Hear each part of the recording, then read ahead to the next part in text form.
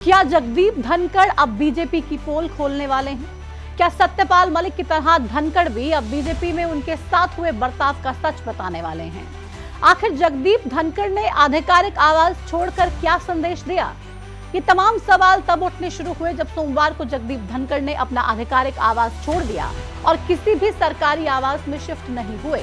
वो शिफ्ट हुए एक फार्म हाउस में जो इनेलो के राष्ट्रीय अध्यक्ष अभय चौटाला का है। धनखड़ के फार्म हाउस में शिफ्ट होने के बाद से ही बीजेपी के उन तमाम दावों का भी दम निकल गया जिसमें बीजेपी ये कह रही थी कि जगदीप धनखड़ ने स्वास्थ्य कारणों से उपराष्ट्रपति पद छोड़ा है। हालांकि बीजेपी का यह दावा किसी को भी हजम नहीं हो रहा था, लिहाजा विपक्ष ने तो यहां तक आरोप लगा दिए कि बीजेपी ने जगदीप धनखड़ के साथ बदसलूकी की, जिससे कि आहत होकर ही उन्होंने इस्तीफा दिया। इसके अलावा ये भी कहा जा रहा था कि जगदीप धनखड़ बीजेपी के खिलाफ बोलने लगे थे, इसलिए उन्हें बीजेपी ने जबरदस्ती इस्तीफा दिलवाया। पिछले 40 से 41 दिनों में धनखड़ के इस्तीफे पर सस्पेंस बरकरार रहा, लेकिन अब इस सस्पेंस से धीरे धीरे पर्दा उठने लगा है। आज की इस वीडियो में हम आपको धनखड़ के इस्तीफे के पीछे का वो सच बताएंगे जो अब खुलकर सामने आने लगा है। साथ ही ये भी समझाएंगे कि जगदीप धनखड़ आखिरकार अभय चौटाला के फार्म हाउस में रहने के लिए राजी क्यों हुए। 21 जुलाई को जगदीप धनखड़ ने अचानक से उपराष्ट्रपति के पद से इस्तीफा दे दिया। धनखड़ का ये इस्तीफा ऐसे समय में हुआ जब संसद का मॉनसून सत्र चल रहा था और कुछ घंटे पहले ही धनखड़ सदन को चला रहे थे।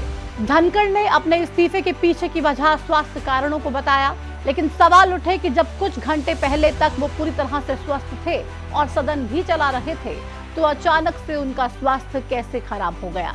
अब इन सवालों का सही जवाब तो जगदीप धनखड़ ही दे सकते थे, लेकिन पिछले 40 से 41 दिनों से वो गायब थे और किसी को भी दिखाई नहीं दिए।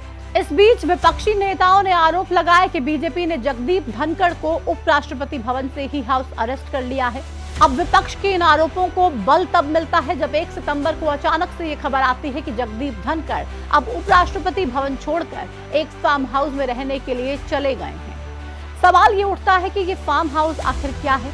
ये हाउस इनेलो के राष्ट्रीय अध्यक्ष अभय चौटाला का है। अब अभय चौटाला के फार्म हाउस में ही जगदीप धनखड़ क्यों रहने के लिए राजी हुए, ये आपको इस वीडियो में आगे बताएंगे। लेकिन पहले आपको ये बता देते हैं कि धनखड़ को प्राइवेट फार्म हाउस में रहने की जरूरत क्यों पड़ी, जबकि वो एक सरकारी बंगले में आराम से रहने के हकदार हैं। दरअसल जगदीप धनखड़ को पूर्व उपराष्ट्रपति होने के नाते जो टाइप 8 बंगला अलॉट होना था, उसके लिए अभी तक कोई कार्रवाई नहीं हुई। मीडिया रिपोर्ट्स के मुताबिक टाइप 8 बंगले के लिए लिखित में आवेदन देना होता है, लेकिन सरकार की ओर से अभी तक जगदीप धनखड़ को कोई आधिकारिक ऑफर नहीं दिया गया और ना ही धनखड़ ने कोई औपचारिक मांग रखी है, यानी कि मामला कागजी प्रक्रिया के आगे बढ़ा ही नहीं। हालांकि कुछ मीडिया रिपोर्ट्स में यह कहा जा रहा है कि धनखड़ को बंगला अलॉट हो गया है, लेकिन अभी वो तैयार नहीं हुआ है। इसी के अलावा जगदीप धनखड़ चाहते तो जिस नवनिर्मित उपराष्ट्रपति एनक्लेव में वो रह रहे थे, वहां भी 15 महीने तक वो रह सकते थे, लेकिन उन्होंने महज 41 दिन में ही अपने घर को खाली कर दिया। अब इन बातों से इतना तो सभी को समझ आता है कि बीजेपी और जगदीप धनखड़ के बीच में कुछ ठीक नहीं चल रहा है। साथ ही इस तरह जगदीप धनखड़ का अचानक से सरकारी आवास छोड़ना और सरकारी आवास के लिए अप्लाई न करना भी बीजेपी के प्रति उनकी उस नाराजगी को दर्शाता है जिसका जिक्र विपक्षी नेता जगदीप धनखड़ के इस्तीफे के बाद से कर रहे हैं। अगर नाराजगी नहीं होती तो शायद जगदीप धनखड़ इस तरह से इस्तीफा नहीं देते और न ही ऐसे सरकारी घर छोड़कर प्राइवेट फार्म हाउस में शिफ्ट हो जाते। कुल मिलाकर अब ये तो साबित हो गया है कि जगदीप धनखड़ ने स्वास्थ्य कारणों से इस्तीफा नहीं दिया है, बल्कि उनके इस्तीफे की वजह बीजेपी के साथ बढ़ती तल्खियां थी। हालांकि अभी भी सभी को इंतजार जगदीप धनखड़ के उस बयान का है जिसमें वो अपने इस्तीफे की वजह को पूरी तरह से स्पष्ट करेंगे और ये बताएंगे कि कैसे, क्यों और किस लिए उन्हें उपराष्ट्रपति का पद और सरकारी बंगला छोड़ना पड़ा। खैर, अब हम आपको उस फार्म हाउस के बारे में बता देते हैं जहां पर जगदीप धनखड़ शिफ्ट हुए हैं और साथ ही ये भी बताते हैं कि क्यों इस फार्म हाउस में रहने के लिए जगदीप धनखड़ राजी हुए। जगदीप धनखड़ जिस फार्म हाउस में शिफ्ट हुए हैं वो फार्म हाउस दिल्ली के छतरपुर एनक्लेव स्थित गदाईपुर डीएलएफ फार्म हाउस है, जो इनेलो के राष्ट्रीय अध्यक्ष अभय चौटाला का है। धनखड़ के पास एनसीआर में अपनी प्राइवेट प्रॉपर्टी है, लेकिन उन्होंने अभय चौटाला का फार्म हाउस चुना। इसके पीछे की वजह बताई गई है सुरक्षा। चौटाला ने अपने घर पर उनका स्वागत भी किया और नई सुरक्षा टीम ने फार्म हाउस की जिम्मेदारी को संभाल लिया है। मीडिया रिपोर्ट के मुताबिक अभय चौटाला ने खुद पहल कर अपना फार्म हाउस जगदीप धनखड़ को ऑफर किया। अब इसे वैसे तो जगदीप धनखड़ और चौटाला परिवार के बरसों से चले आ रहे पारिवारिक रिश्तों से जोड़कर देखा जा रहा है। जगदीप धनखड़ खुद को ताऊ देवीलाल का शिष्य बताते आए हैं। जब सिरसा में एक दीक्षांत समारोह में जगदीप धनखड़ बतौर उपराष्ट्रपति पहुंचे थे, तब उन्होंने ताऊ देवीलाल को अपना राजनीतिक गुरु बताया था और ये कहा था कि आज जो कुछ भी मैं हूँ, मेरी हैसियत चौधरी देवीलाल के साथ ही की नहीं हो सकती। मैं तो उनके चरणों में रहा हूँ। मेरी राजनीतिक शिक्षा दीक्षा चौधरी देवीलाल के चरणों से शुरू हुई है।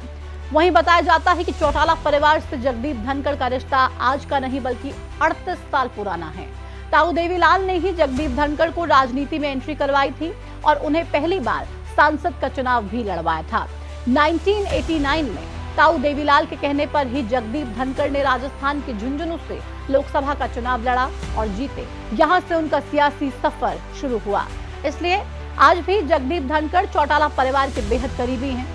इसके अलावा जगदीप धनखड़ के अभय चौटाला के फार्म हाउस में शिफ्ट होने के पीछे के राजनीतिक मायने भी निकाले जा रहे हैं। धनखड़ राजस्थान से आते हैं और खुद को अक्सर जाट समुदाय की नुमाइंदगी करने वाला बताते हैं। चौटाला परिवार हरियाणा की राजनीति में जाट समाज के बड़े नेताओं में गिने जाते हैं। ऐसे में इसे लोग महज मेहमान नवाजी नहीं मान रहे हैं, बल्कि इसे जाट बिरादरी की एकजुटता का संकेत भी कहा जा रहा है। वैसे भी दिल्ली की राजनीति में नेताओं के घर सिर्फ रहने की जगह नहीं, बल्कि ताकत और संदेश देने का एक जरिया भी माना जाता है। अब जब अभय चौटाला के फार्म हाउस में पूर्व उपराष्ट्रपति ठहरे हैं, तो इसका किसकी सियासत पर क्या असर पड़ेगा, ये तो आने वाला वक्त ही बताएगा। लेकिन इतना तय है कि जगदीप धनखड़ की नाराजगी की खबरों पर अब फाइनल मोहर लग ही चुकी है। इस वीडियो में फिलहाल इतना ही। नमस्कार।